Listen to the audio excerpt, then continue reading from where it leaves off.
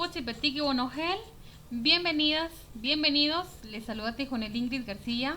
En este video vamos a aprender una canción en Cachiquel. Vamos a aprender entonces la letra de la canción, que es el saludo. Saker ka, utsawach, utsawach.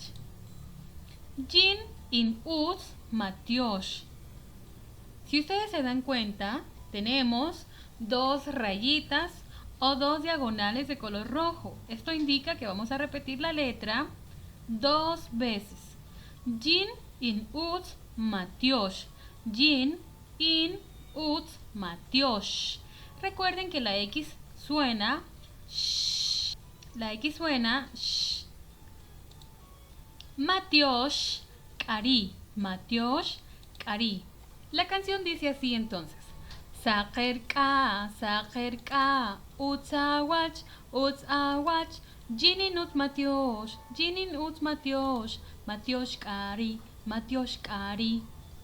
¿Qué estamos diciendo acá? Estamos saludando, estamos diciendo buenos días, buenos días.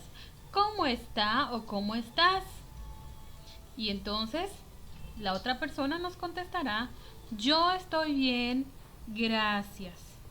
Bueno, y contestaremos nosotros al finalizar el saludo: qué bien, que estés bien.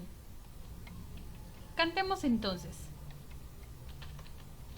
Saker ka, utsawach, utsawach, jininut matiosh, matiosh kari, matiosh kari. Saker ka, utsawach, utsawach, jininut matiosh, matiosh kari, matiosh kari. Que este tiempo de pandemia no te impida saludar en cachiquel. Shashe, Josh Onchik. Hasta pronto.